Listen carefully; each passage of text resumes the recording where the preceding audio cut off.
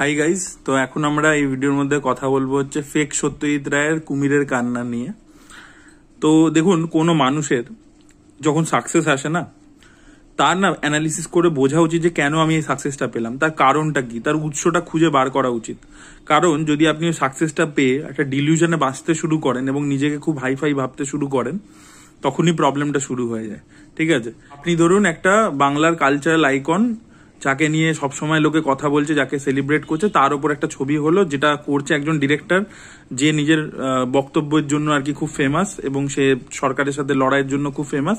সেই ছবিটা হিট হয়ে যাচ্ছে, আপনার পারফরমেন্স অ্যাকসেপ্টেড হচ্ছে দর্শকের কাছে, আপনার পারফরমেন্স নিয়ে প্রশংসাও হচ্ছে, কিন্তু আপনি ডিলিউশনে বাঁচতে শুরু করছেন যে আপনি সুপারস্টার। আপনার বিহেভিয়ার চেঞ্জ হয়ে যাচ্ছে রাতারাতি। আমি একটা জাস্ট ছোট একদম রিয়েল ইনসিডেন্ট আপনার সাথে শেয়ার করতে চাই। আমি সচরাচর এই ধরনের জিনিসপত্র নিয়ে কথা বলি না। অনেক বছর আগে যখন এই যে ছবিটার কথা বলছি, আপনারা বুঝেই গেছেন কোন ছবির কথা বলছি, তখন এই ছবির যে প্রোডাকশন হাউস থেকে আমাদেরকে কন্ট্যাক্ট করা হলো যে 3-4 এরকম ইউটিউবারদের সাথে, তাদের সাথে অনলাইনে একজন এই অভিনেতার সাথে আর কি একটা ইন্টারাকশন করা হবে। তো তখন যেহেতু সবে এই ছবিটা বিশাল তখন চলছে এবং অভিনেতা তখন নিজেকে বিশাল সুপারস্টার ভাবছেন, তো সে তখন ওই যে পিআর করছিল, পুরো জিনিসটাকে অর্গানাইজ করেছিল, তো সে বলছে যে না না, আমি ইউটিউবারদেরকে দেবো না, এরকম গলাফলা করে বলেছিল। তখন আমাকে পিআর বলছে, আমাকে আরো যারা ইউটিউবার ছিল। তো তখন যখন আমার কাছে পৌঁছালো ব্যাপারটা, আমি বললাম যে ভাই, এর ইন্টারভিউ করবো না, ঠিক আছে, এত অ্যাটিটিউড পছন্দ না। কারণ আমরা সচরাচর এই লিঙ্কটা দেওয়ার জন্য, যে স্ট্রিমইয়ার্ডের লিঙ্ক বা জুমের লিঙ্ক যাই দেবো, সেটার জন্য তো একটা হোয়াটসঅ্যাপ গ্রুপ ক্রিয়েট করতে হবে, যে সেখানে আমরা লিঙ্কটা পাঠিয়ে দিলাম, তবে তো সে জয়েন করবে।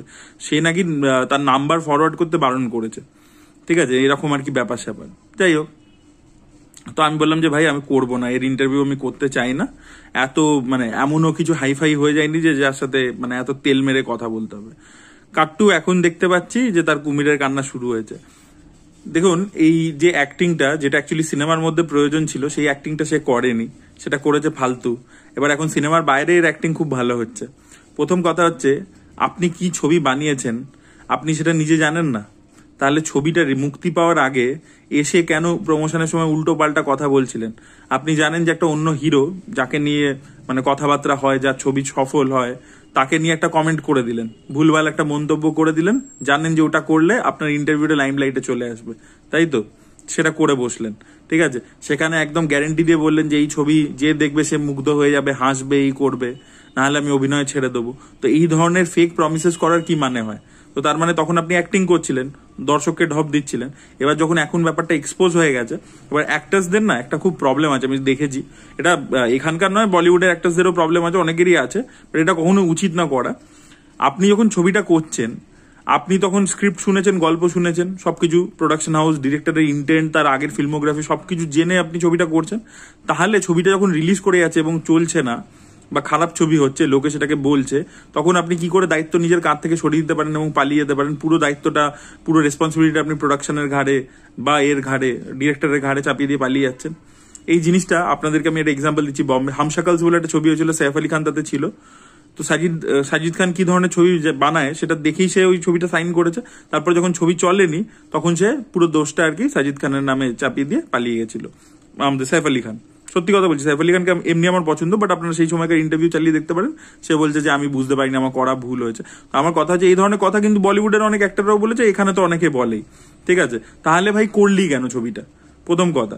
সেকেন্ড হচ্ছে, যদি তোমাকে ভুল বুঝিয়ে করানো হয়ে থাকে, তাহলে একটা কাজ করো না, টাকাটা ফেরত দিয়ে দাও। টাকাটা ফেরত দিয়ে দাও, যে টাকাটা তুমি পারিশ্রমিক নিয়েছিলে সেই টাকাটা ফেরত দিয়ে দাও। এইসব না ঢপের চপ দিয়ে কোনো লাভ নেই অডিয়েন্সের সামনে। অডিয়েন্স যথেষ্ট চালাক আজকের দিনে। তাদেরকে বলা যে আমাকে গল্প শোনানো হয়েছিল একটা, চিত্রনাট্য শোনানো হয়েছিল একটা, ছবি হয়ে গেছে আরেকটা, এটা কোনোদিনও হয় না। সিরিয়াসলি বলছি, আপনি সেটে গিয়ে জানতে পারছেন যে পুরো জিনিসটা চেঞ্জ হয়ে গেছে, স্ক্রিপ্ট চেঞ্জ হয়ে গেছে, বা ছবিতে যে মাউন্টিং আপনাকে প্রমিস করা হয়েছিল সেটা নেই। এগুলো না বলে, এগুলো ক্লাস 1-এর বাচ্চাকে বললেও বিশ্বাস করবে না। তার কারণ হচ্ছে, এখন বাংলা ইন্ডাস্ট্রির যা অবস্থা না, প্রত্যেকে জানে। অডিয়েন্সকে আপনারা গিয়ে জিজ্ঞেস করেন, প্রোডাকশন হাউসের নাম বলুন, সে বলে দেবে সে কিরম ছবি করে। যে প্রোডাকশন হাউসের কথা আপনি বলছেন, তারা লাস্ট 5 বছরে 10 বছরে কি ছবি করেছে, তাদের ফরম্যাটটা কি ছবি করবার। যে ডিরেক্টরের সাথে ছবিটা করেছেন, সে ডিরেক্টর তো খারাপ ছবি বানায়, ঠিক আছে, কিন্তু আমার কথা হচ্ছে, সে যে খারাপ ছবি বানায় এটা আপনি জানেন না, এটা বা যখন স্ক্রিপ্টটা শুনছিলেন আপনি বুঝতে পারেননি। Basically ঢপের chop. আর এখন না এই মুহূর্তে দাঁড়িয়ে যদি কেউ ভাবে, এই যে ডিলিউশনে ভোগাটা কেন, কারণ একটা ছবি করে যদি কেউ ভাবে যে আমি ওভারনাইট স্টার হয়ে গেছি, ওই যে বললাম যে কারণটা জানে না যে কেন সাকসেসফুল হয়েছে, তাই জন্য তারপর থেকে এমন এমন ছবি করতে শুরু করলো যে হ্যাঁ আমি হিরো, আমি সুপারস্টার, আমার ওরকম প্রেজেন্টেশন হবে, আমি কমার্শিয়াল ছবি করছি, হিরোইন আছে, এই আছে, বিদেশে শুটিং হচ্ছে, গান হচ্ছে। এইটা ভাবলে তো ভুল ভাবনা না। আজকে আপনারা দেখতে পাচ্ছেন বলিউডে, এই বলিউডে বম্বে ইন্ডাস্ট্রি তো প্রচুর টাকা, বিশাল পিআর এর ওদের ফোর্স আছে, সবকিছু আছে, তারপরে সব স্টার কিডদেরকে ওরা কি লঞ্চ করছে, তাদের অবস্থা দেখতে পাচ্ছেন কি হচ্ছে বক্স অফিসে। একটা ছবি যে লাভিয়াপ্পা ছবিটা, এত প্রমোশন ইত্যাদি হলো, ছবিটা কিচ্ছু চলছে না, মানে চলছেই না, মানে কোনো কথাই হচ্ছে না ছবিটাকে নিয়ে। তো এই মুহূর্তে দাঁড়িয়ে কিন্তু ওইভাবে আর স্টার হওয়া যাবে না, যে টেমপ্লেট বেস ছবি করলে স্টার হওয়া যাবে না, ঠিক আছে। এখন এটা প্রচুর প্রচুর ডিফিকাল্ট হয়ে গেছে। এবং আমাদের ইন্ডাস্ট্রির যে অবস্থা, যে ভালো অভিনেতা প্লাস পুশ পেয়েছে, তা সত্ত্বেও সে মার্ক ক্রিয়েট করতে পারছে না।